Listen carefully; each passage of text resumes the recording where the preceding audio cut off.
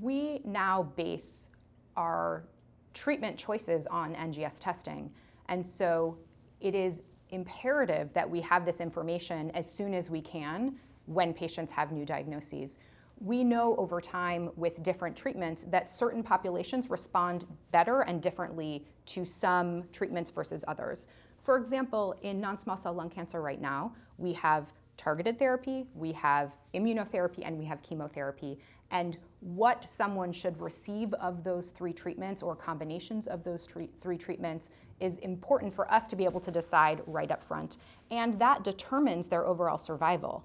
We know that, for example, in targeted mutation populations such as EGFR and ALK, it is really bringing those targeted therapies into the frontline setting that has allowed them to have such impressive survivals over the course of the last several years. And so knowing that mutation up front is important in terms of our decision making.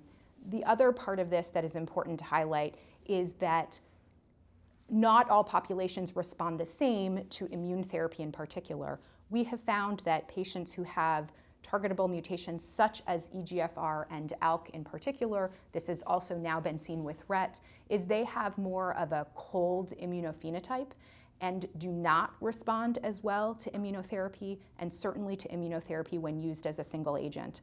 And so for these populations, treating them up front without this knowledge and throwing in immunotherapy into the mix, or treating them with upfront immunotherapy by itself, would not be the right potential treatment option for this patient population, because it does not, in fact, lead to significant responses or duration of responses.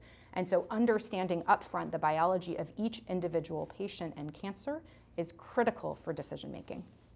We do recommend NGS testing upfront, but you also now see that we're starting to send NGS testing at progression on a specific type of therapy. And the reason we do this is because what we are seeing is specific kinds of resistance mechanisms that are happening in each individual cancer that may be then targeted with a new treatment. We've seen this paradigm in patients who have EGFR non-small cell lung cancer, where those people who progress on what are first and second generation TKIs, erlotinib, gefitinib, and afatinib, when they are progressing off of those, 50% or more develop a T790M mutation, which is then associated with responses to osimertinib.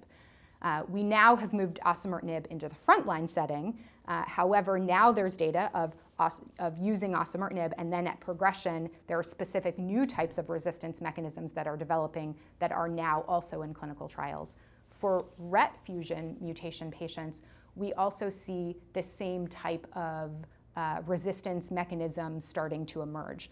So unfortunately, although we are seeing excellent responses and impressive duration of responses with the new selective RET kinase inhibitors, the problem is that these cancers learn to grow around these treatments. And when they learn to grow, they have developed a resistance mechanism of some kind. For patients with RET fusions, the most common that we've seen thus far is a solvent front mutation. And so taking this into account in terms of future drug development and the next generation of RET inhibitors will be important.